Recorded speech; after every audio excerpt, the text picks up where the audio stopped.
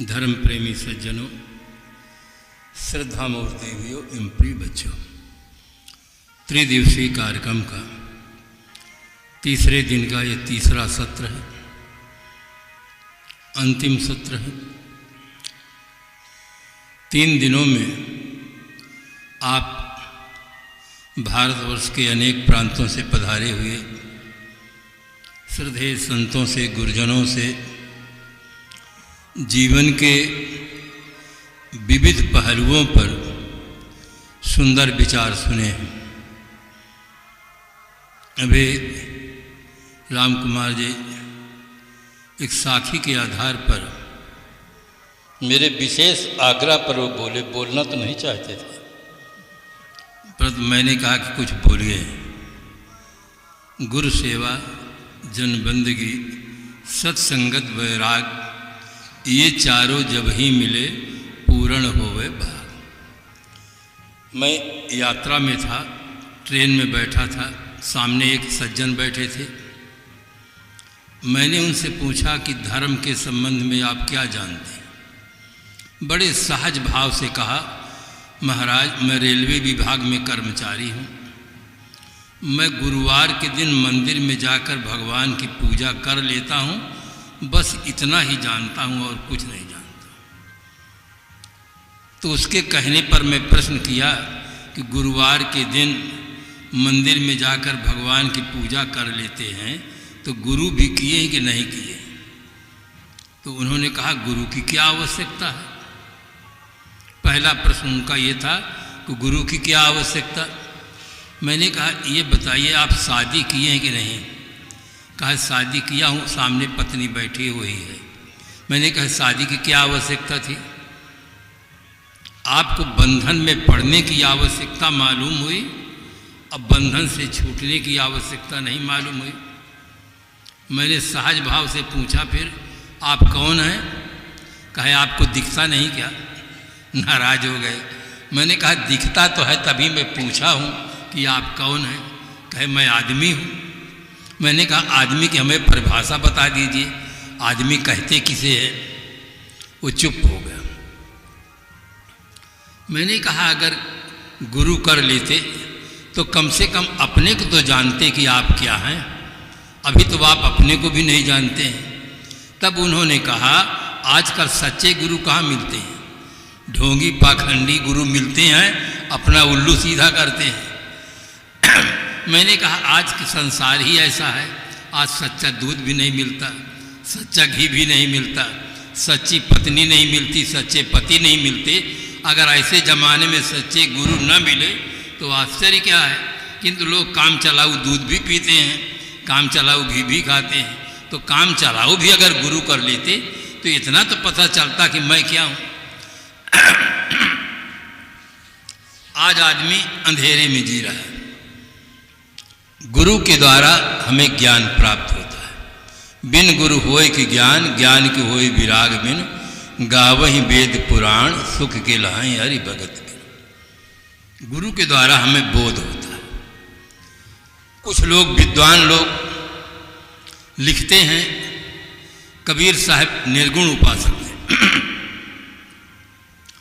उन्हें ये पता नहीं है कबीर साहब सगुण उपासक थे। निर्गुण की उपासना बाद में होती है, पहले सगुण उपासना होती है।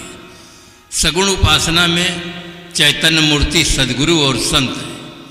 इनकी उपासना के द्वारा व्यक्ति को जड़ चेतन का यथार्थ बोध होता है। फिर निर्गुण तत्व जो अपना आत्मस्वरूप है उसमें ठहराव होता है। बिना सगुण के निर्गुण भक्ति नहीं होती। सदगुरु कबीर साहब के सिद्धांत में सदगुरु श्री विशाल साहब जी हुए, बिल्कुल यथार्थवादी। उन्होंने भवयान में कहा, करे गुरु भक्ति ज्ञान धन लूटे। एक धन रुपया, पैसा, सोना, चांदी, जगह, जमीन होती है। एक धन ज्ञान होता है। गुरु की उपासना से ज्ञान रूपी धन मिलता है और ज्ञान रूपी धन प्राप्त करके व्यक्ति सारे दोष दुर्गुणों को छोड़कर अपने जीवन को सुंदर बना लेता है। निर्विकार पवित्र जीवन जीने का उसे सौभाग्य प्राप्त होता है। इसलिए जीवन में ज्ञान की बहुत बड़ी आवश्यकता है। गीताकार ने लिखा, नहीं ज्ञानेन सदृशम पवित्र में विद्यते।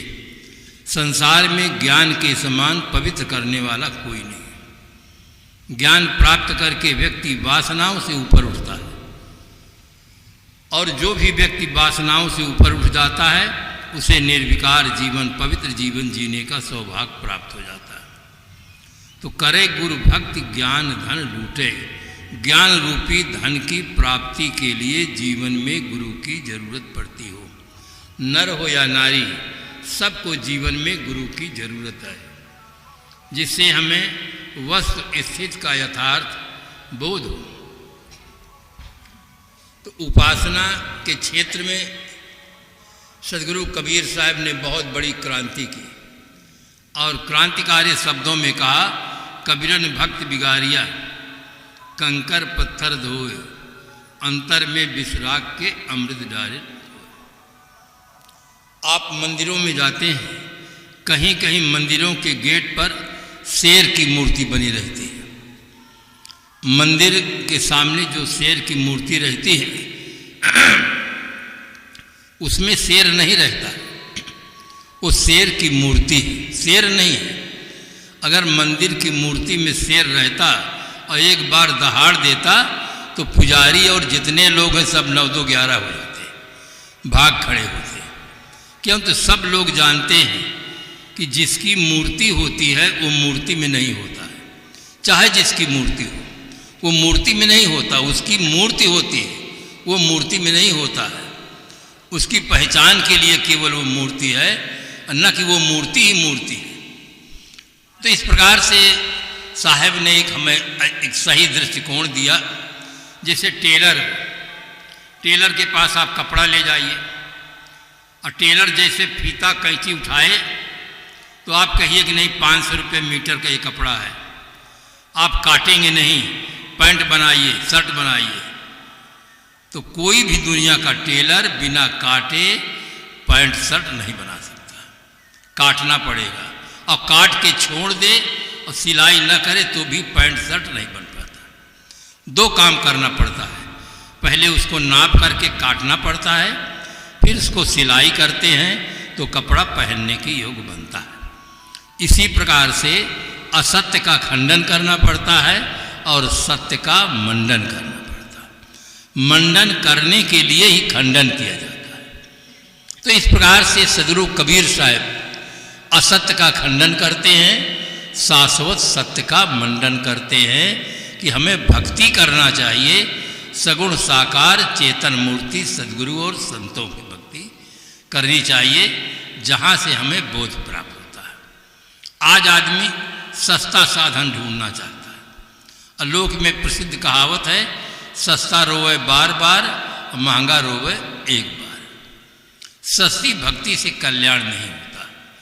सही ढंग से भक्ति करो, जिससे जीवन में सुधार हो, विकास हो, उन्नत हो। एक जो सस्ती भक्ति करते हैं उन्हें जीवन में कभी बोध नहीं होता, इसलिए कोई दोष दुर्गुण छूटते ही नहीं, ज्यों का त्यों बने रह जाते हैं। सदगुरु संतों के पास जाएंगे तो वो आपको प्रेरणा देंगे, बताएंगे, समझाएंगे, और केवल बताते समझाते नहीं हैं, वैसा जीवन जीते भी। अगर किसी आदमी को हम सदाचार युक्त जीवन जीते न देखें तो हमारे मन में यही होगा कि ये केवल कहने सुनने की बातें हैं, जीवन में प्रयोग नहीं किया जा सकता। जब किसी महापुरुष को हम जीवन में चलते देखते हैं तो हमारे अंदर एक आस्था पैदा होती है कि ऐसा जीवन जिया जा सकता है। इसलिए केवल बताते नहीं हैं संत, अपने जीवन में प्रयोग करके भी दिखाते हैं कि बिना बीड़ी बोतल के अच्छी तरह से पूरा जीवन जिया जा सकता है। और जो आदमी अपने मन पर जितना अधिक नियंत्रण करता है उतना अधिक वो भीतर से सुखी रहता है, संतुष्ट रहता है, शांत रहता है, प्रसन्न रहता है। इसलिए हर आदमी को सगुण साकार चेतन मूर्ति जो संत हैं, गुरुजन हैं, उनकी उपासना करें। क्यों करें? ज्ञान की प्राप्ति के लिए करें। दूसरी बात, गुरु भक्ति और सत्संगत का बहुत महत्व है। देखो, थोड़े दिन का संपर्क पड़ा अंगुलमाल का, उनके जीवन में एकदम परिवर्तन हो गया। अंगुलमाल एक ऐसा व्यक्ति था जिसने अपने जीवन में 999 व्यक्तियों की हत्या किया था। महाहत्यारा व्यक्ति था। 1000 लोगों को मारने का प्रतिज्ञा किया था। 999 व्यक्तियों को मार चुका था। एक बचा था, वो बुद्ध जी मिल जाते। बुद्ध जी को देखा उसने, उसके मन में दया आई कि ये आज सन्यासी है, इसको मुझे मारना पड़ेगा। उसने कहा, ठहर जाओ, ठहर जाओ। बुद्ध ने कहा, मैं तो ठहर गया हूं, तुम कब ठहरोगे? उसकी आवाज को सुनकर बड़ा आश्चर्य हुआ कि मेरी आवाज सुन करके लोग भाग जाते थे और ये मुझी को उपदेश करता है कि मैं तो ठहर गया, तुम कब ठहरोगे? आगे बढ़ रहे, आगे बढ़ रहे। बहुत विलक्षण उसको दिखाई दिया। कहा, मेरी प्रतिज्ञा है, एक आदमी 1000 में कम है, अब आपका नंबर आ गया।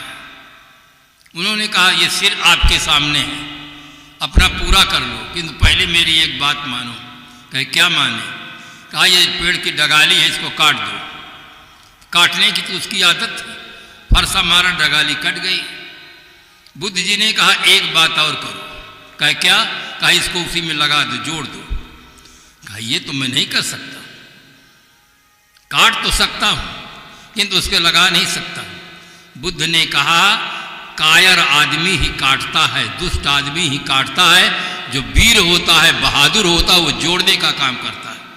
उसको बड़ा आश्चर्य लगा कि मैं कायर हूं, मैं दुष्ट हूं, इतना बड़ा मैं वीर, 999 व्यक्तियों को मार डाला, मुझे कायर कहते हैं। कहे, वीर वो होता है जो जोड़ने का काम करता है। बुद्ध जी की आवाज सुन करके वो थर थर कांप पड़ता है, उसका फरसा नीचे गिर जाता है, बुद्ध के चरणों में पड़ जाता है, उसका पूरा जीवन बदल जाता है। उस समय राजा प्रसेनजीत थे और उसने राज आज्ञा दे दिया था कि उसको देखते ही गोली मार दो। कोई सरकार पकड़ नहीं पाई थी उसको। जब वो भिक्षु हो जाता है, राजा को समाचार मिलता है कि वो तो सन्यासी हो गया, भिक्षु बन गया है। राजा आता है वहाँ से बुद्ध जी के पास। कहा, मैंने ऐसा सुना कि वो आपके यहाँ भिक्षु हो गया है, मैं उसको देखना चाहता हूँ, वो है कैसा? मेरी पूरी ताकत लग गई, हम उसको पकड़ नहीं सके, देख नहीं सके, और वैसे हत्यारे आदमी आपके संग में बदल गए, भिक्षु हो गए, वो कौन है? बुद्ध जी ने कहा, पहले तुम राज आज्ञा वापस ले लो। तुमने राज आज्ञा दिया था कि देखते ही गोली मार दो, पहले राज आज्ञा वापस करो। वापस लेते हैं तो बुद्ध जी इशारा किए कि वो पेड़ के नीचे जो बैठा है वही है। राजा कुछ दूर जाता है, रुक जाता है कि कहीं ऐसा ना हो कि उसकी आंख खुल जाए मेरे सामने, तो मुझे ही खतरा हो जाए। वो राजा वहीं से देखकर लौट आता है और वो बिल्कुल शांत है। उसको कोई पत्थर मारता है तो भी नहीं बोलता, गाली मार देता है तो भी नहीं बोलता है। अब उसका पूरा जीवन ही बदल गया। सत्संगत से जीवन बदलता है। रत्नाकर का जीवन बदला। तमाम कितने आधुनिक युग के रत्नाकर हैं, सत्संगत पा करके सज्जन बन गए, राष्ट्र के लिए अच्छे नागरिक बने। सत्संगत से जीवन में समझ अच्छी आती है, सोच बढ़िया होती है, सोच सही हो जाती है, जीवन बदल जाता है। आदमी के दिमाग में जो खराबी है वो केवल भीतर खराबी है, सोच की खराबी है। सोच ठीक हो जाए तो हर आदमी का जीवन अच्छा हो सकता है। इस तथ्य का उजागर सदगुरु कबीर साहब ने अपने मौलिकृत बीजक में कहा और बहुत सरल उदाहरण देकर कहा। साहब की कहने की शैली इतनी सुंदर है, इतनी सही है कि हर सामान्य आदमी भी समझ सकता है। उन्होंने कहा, जो रहे करवा सो निकरे टूटी। कितना सरल, कितना व्यवहारिक समाधान साहब ने दिया कि जो करवा में होता है वो टोटी से निकलता है। करवा आदमी का दिमाग है, टोटी इंद्रियां हैं। आदमी के दिमाग में जैसे विचार होते हैं, इंद्रियों के माध्यम से वैसे ही क्रियाएं होती हैं। अगर हम कर्म में बदलना चाहते हैं तो अपने मस्तिष्क में बदलें, अपने मस्तिष्क में अच्छे विचारों को रखें, अच्छे विचार होंगे, कर्म अपने आप बदल जाएगा। इसलिए जीवन में क्रांति भीतर से होती है। बाहर जो रुकावट है वो भय और प्रलोभन से, उसका अस्थायी सुधार नहीं होता है। जब भय का वातावरण हट जाता है तो आदमी फिर अपने रास्ते पर आ जाता है। और जिस आदमी के अंदर भीतर परिवर्तन हुआ, मान्यताओं में परिवर्तन हुआ, मना स्थिति बदल गई, वो आदमी घर में रहे, दुकान में रहे, ऑफिस में रहे, जहाँ रहेगा सज्जनोचित कर्म करेगा, गलत कर्म करेगा ही नहीं। एक आदमी वो है दिन भर का कमाया हुआ धन शराब की दुकान में देकर शराब पीता है, और एक आदमी को फ्री में दे तो वो छूता ही नहीं। पीने की बात तो बहुत दूर रही, वो कहेगा अगर पीना हो तो बाहर जाओ, हमारे पास नहीं। तो दोनों आदमी के जीवन में जमीन आसमान जैसा जो अंतर दिखाई देता है, उसका कारण बाहर नहीं है, भीतर है। एक की समझ बहुत अच्छी है, एक की समझ खराब है। जिसकी समझ अच्छी है उसके पास कोई वासना नहीं है, वो निर्द्वंद है, निश्चिंत है, निष्फिक्र है। और जिसकी समझ सही नहीं है वो उल्टा है। इसलिए हर आदमी को अपनी भीतर की स्थिति को ठीक करने का प्रयास करना चाहिए। आर्थिक स्थिति ठीक होने के साथ साथ हमारी मानसिक स्थिति अच्छी हो जाए तो हम बहुत सुंदर जीवन जी सकते हैं। धन का भी सदुपयोग करेंगे, समय का भी सदुपयोग करेंगे, पद का भी सदुपयोग करेंगे, ठीक से समाज की सेवा भी करेंगे, अगर भीतर की स्थिति बदले तो।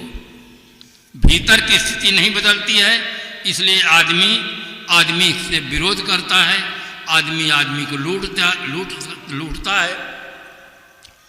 आदमी की शक्ति से अब डर रहा है आदमी को लूटकर घर भर रहा है आदमी ही मारता है, मर रहा है आदमी, समझ कुछ आता नहीं क्या कर रहा है आदमी से कपट लीला कर रहा है आदमी, कब भ्रमों की लहरियों से तर रहा है आदमी से आदमी की डोर युग युग से बंधी, आज लेकिन आदमी से डर रहा है आदमी धरती का सिरमौर प्राणी, उसके पास बहुत बड़ी शक्ति है। अगर वो अपनी शक्ति का सही ढंग से प्रयोग करे तो आदमी स्वयं तो सुखी होगा ही, उसके द्वारा समाज भी सुखी रहेगा। इसलिए हर व्यक्ति को चाहिए कि हम आर्थिक स्थिति को जैसे ठीक रखने का प्रयास करते हैं, वैसे अपनी मानसिक स्थिति को ठीक करने का प्रयास करें। उसके मानसिक स्थिति ठीक करने के साधन हैं अच्छी संगत, अच्छे ग्रंथों का चिंतन और अच्छे वातावरण में रहना। तीन अगर आदमी परिवर्तन कर दे तो उसके तीन चीज़ें बदल जाती हैं। दृष्टि बदल जाती है, वृत्ति बदल जाती है और प्रवृत्ति बदल जाती है। इसलिए हर आदमी को इन तीनों का सहारा लेना चाहिए। अच्छी संगत, अच्छे ग्रंथों का चिंतन और अच्छे वातावरण में रहना।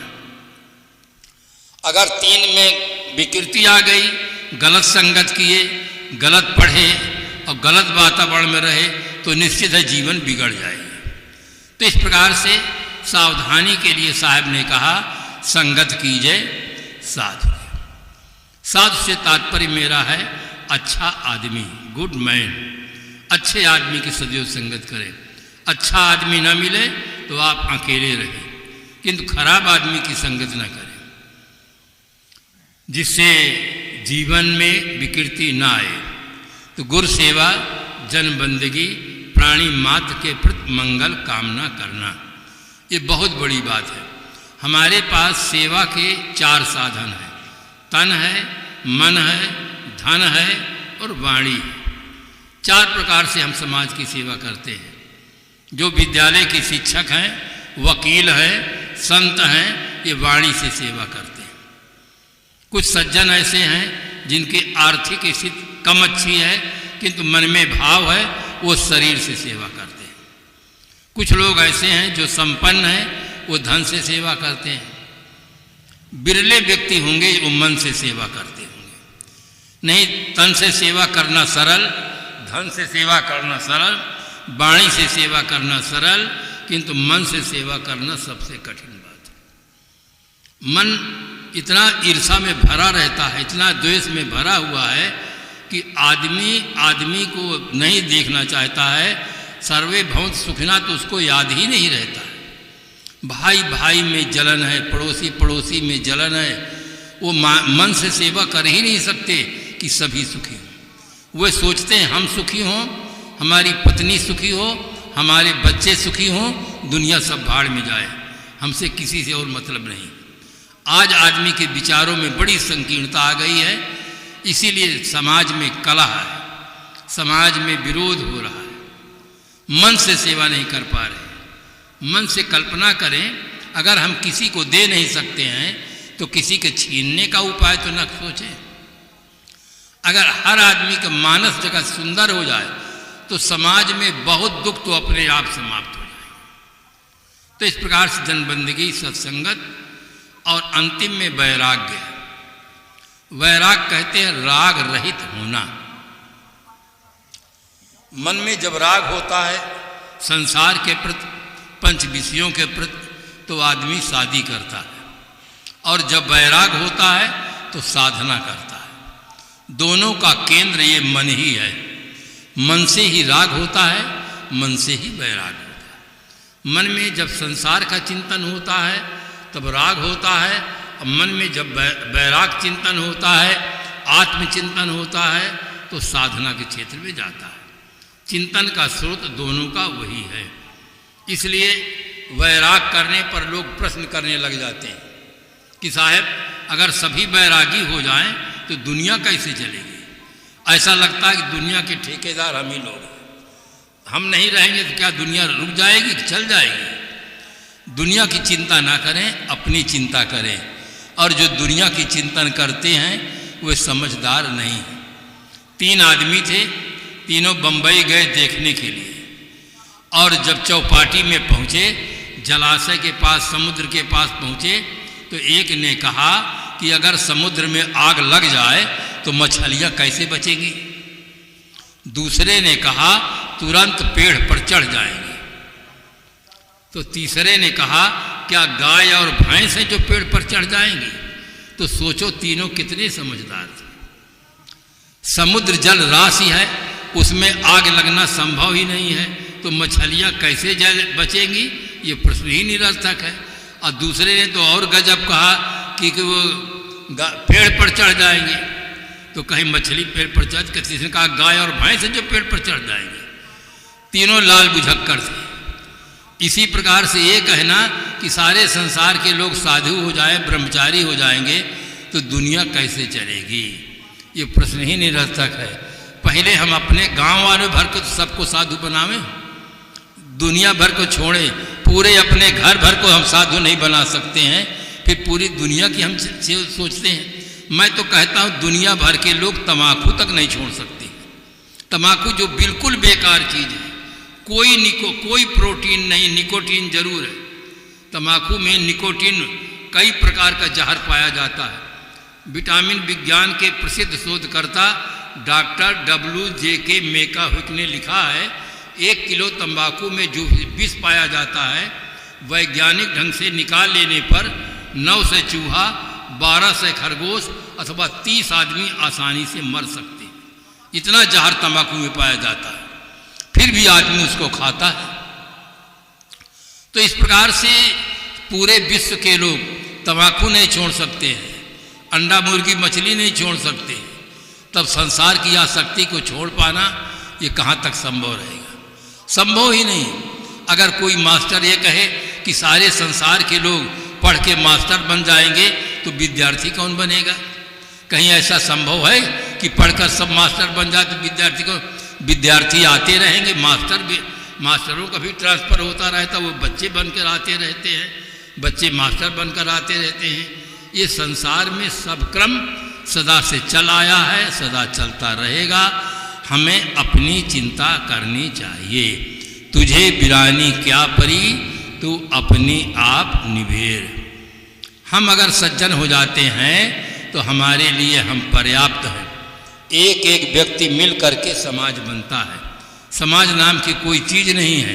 एक एक व्यक्ति उठ जाए समाज क्या रह जाएगा। इसलिए हर आदमी को अपने सुधार की ओर ध्यान जाना चाहिए। हम अपना सुधरें और उसका प्रभाव अस्थायी रूप से पड़ता है।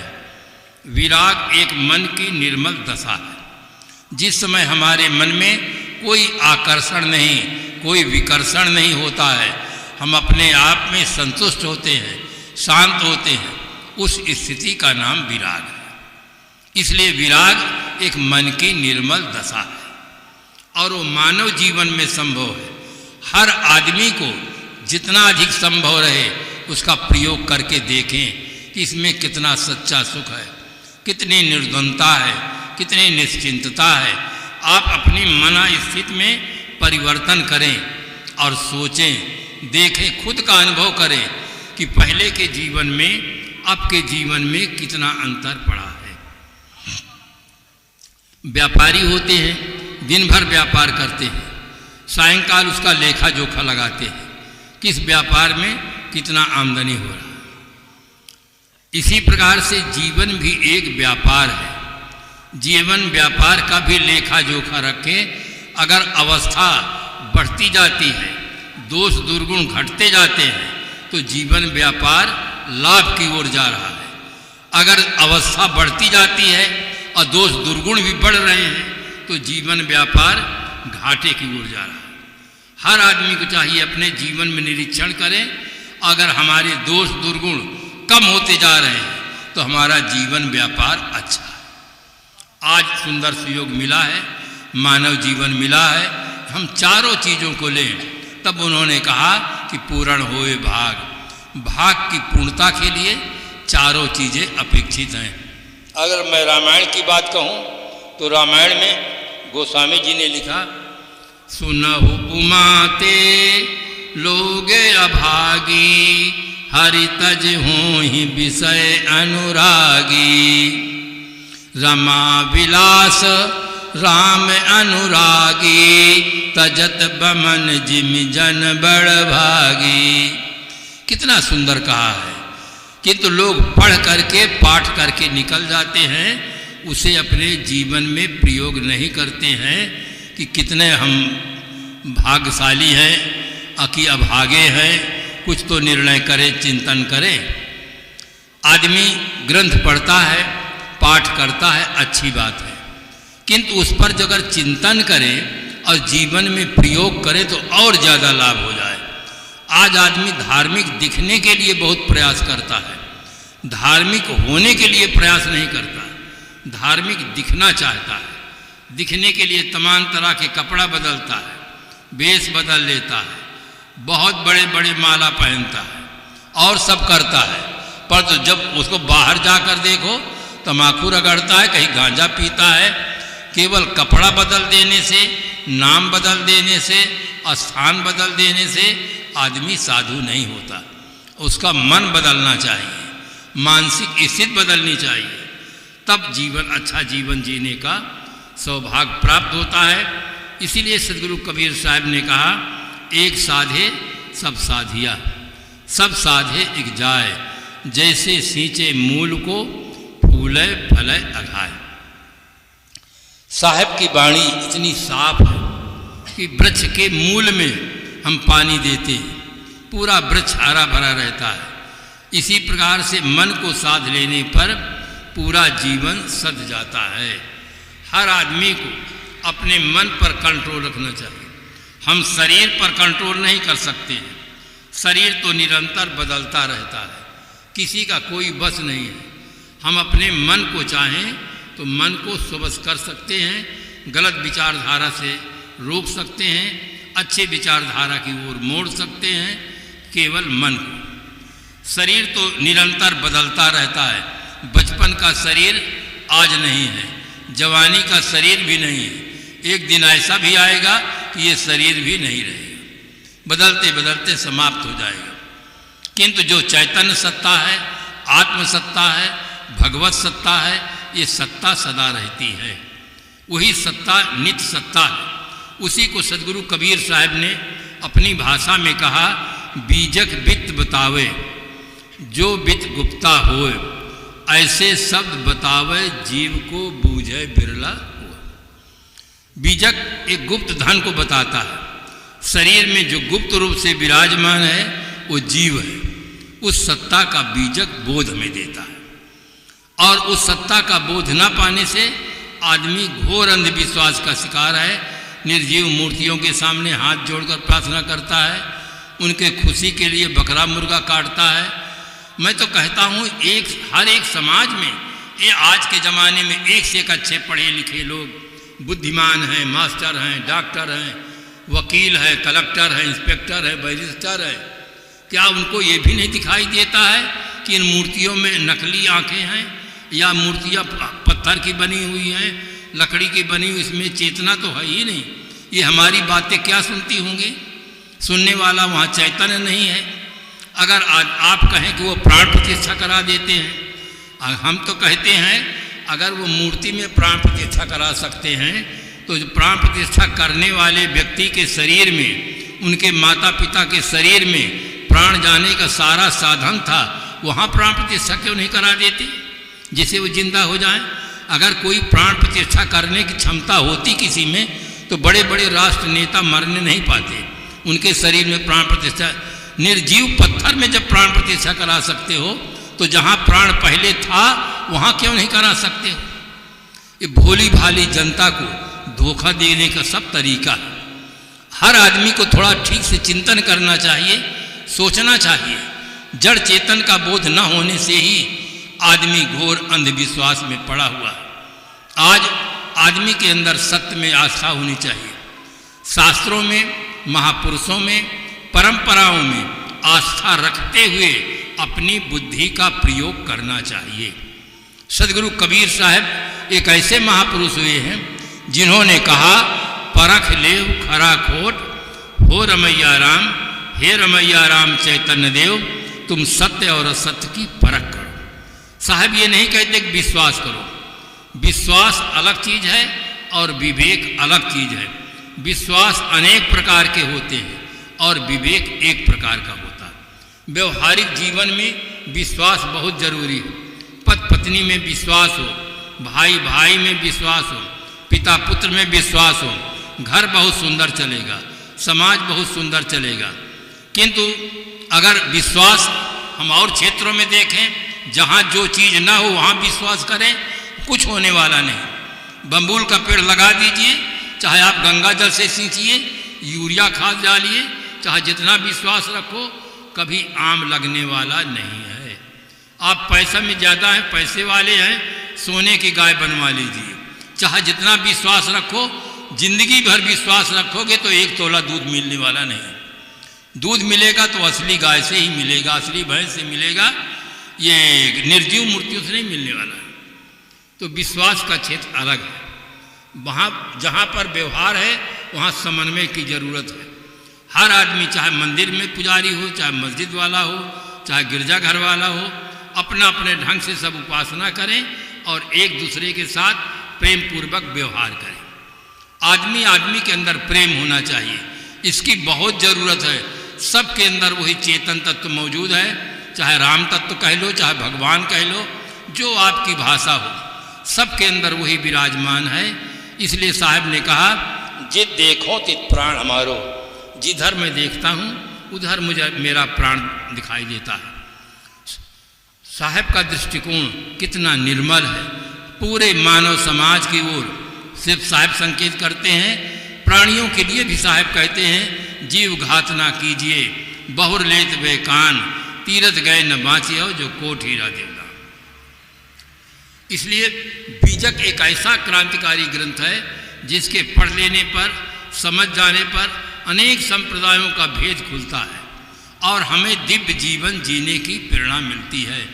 कहाँ ही कबीर सोई जन मेरा, जो घर की रार निबेरा है, वही मेरा भक्त है, वही मेरा अन्यायी है, जो शरीर रूपी घर में पांचों ज्ञान इंद्रियां झगड़ा मचा रही हैं, इस झगड़ा को जो समाप्त कर दे वही मेरा अनुयायी है। आँख कहती है कि हमें सुंदर रूप देखना चाहिए, कान कहता हमें क्या फ़ायदा है सुंदर रूप देखने से, हमें तो सुंदर सिलोन के गाना चाहिए। जिह्वा देवी कहती है हमें क्या फ़ायदा है, हमें तो खटरस व्यंजन चाहिए। तो नाक कहती है हमें क्या फ़ायदा है, हमें तो बढ़िया इत्र गुलाब का तेल मिलना चाहिए। त्वचा कहती है हमें कोमल कोमल स्पर्श मिलना चाहिए। पांचों ज्ञान इंद्रियां झगड़ती हैं और कोई किसी का कहना नहीं मानती। सब न्यारो न्यारो भोजन चाहे, पांचों अधिक स्वादी। कोई काहू का हटा न माने, दुर्मत के दुहागिन मेटे ढोटे चाप चपेरे, कहाँ कबीर सोई जन मेरा जो घर की रार निबेरे। इस प्रकार से साहब ये नहीं कहते जो मेरा नाम जपता है उसका मैं बेड़ा पार कर दूंगा, ऐसा नहीं कहते। कोई उद्धारक तुम्हारा नहीं है, आप अपने द्वारा आपका संसार से उद्धार करो। यथार्थ बोध चाहिए। यथार्थ बोध के अभाव में आदमी परावलंबी है, वो सोचता है कि हम कुछ भी काम करें, भगवान का नाम लेंगे, भगवान हमें क्षमा कर देगा, पाप सब समाप्त हो जाएंगे। ये धोखा है। कर्म प्रधान विश्व रचि राखा, और जो जस करे सो तस फल चाखा। ये अकाट्य वाणी है रामायण की, ये चौपाई रामायण की जान है। जितना उथल पुथल रामायण के पात्रों में मिलता है सबका समाधान यही करती है, कर्म प्रधान विश्व रचि राखा।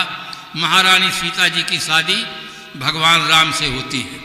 इतने बड़े व्यक्ति के साथ शादी होने पर भी महारानी सीता जी के जीवन में सुख के दिन कम मिले, दुख के दिन ज़्यादा मिले, और अंतिम में वहाँ शरीर शांत हो जाता है। भगवान राम हा सीते कहकर रह जाते हैं। बड़ों बड़ों के जीवन में कितना बड़ा उथल पुथल हुआ है।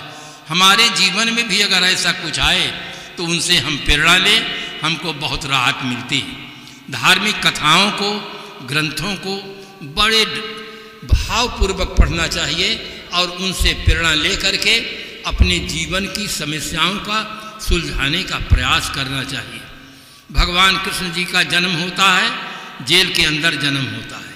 कोई उत्सव मनाने वाला नहीं, कोई मंगल गान करने वाला नहीं, और जब शरीर छूटता है तो कोई व्यक्ति रोने वाला नहीं है। इतना बड़ा परिवार, यादव परिवार, अंतिम में उनका अकेले जंगल में शरीर बहेलिया बाण मार देता है, वहीं शरीर छूट जाता है, कोई रोने वाला नहीं। तो बड़े बड़े व्यक्तियों के जीवन में ऐसे जो घटनाएं घटी हैं उसका मूल कारण है कर्म प्रधान विश्व रचि राखा, जो जस करहि सो तस फल चाखा। इसलिए बंधुओं, कर्म कांड पर आस्था न रखो, अपने कर्मों के सुधार पर आस्था रखो। सत्संग के द्वारा, सद्ग्रंथों के अध्ययन के द्वारा अपने विचारों में परिवर्तन करके अपने कर्म में सुधार करो, अपने जीवन को अच्छा बनाओ, जिससे आपका जीवन सार्थक हो। जिंदगी ऐसी बना जिंदा रहे दिल साध तू न हो दुनिया में तो दुनिया को आए याद तू। एक दिन ऐसा रहे कि जीवन में सब छूट जाता है। अगर आपका जीवन अच्छा रहा तो दुनिया के लोग याद करते हैं। ये हमारे हाथ में है। 3 दिनों तक ये कार्यक्रम बड़े सुंदर ढंग से चला, स्वस्थ वातावरण में संपन्न हुआ। कार्यकर्ताओं के समिति के सभी सदस्यों के प्रति, ग्रामवासियों के प्रति, साधु समाज की ओर से मैं बहुत बहुत शुभकामना करता हूँ कि इसी प्रकार से मैं आने वाले भविष्य में भी हमारे बालक बालिकाओं को, माताओं को सुंदर प्रेरणा मिलती रहे। समिति आगे निरंतर कार्य करते रहे, जिससे सभी लोगों को मानसिक स्थिति निर्मल बनाने का, एक अच्छा जीवन जीने का सौभाग्य प्राप्त हो। इन्हीं शुभकामनाओं के साथ हम अपनी वाणी को विराम देते हैं।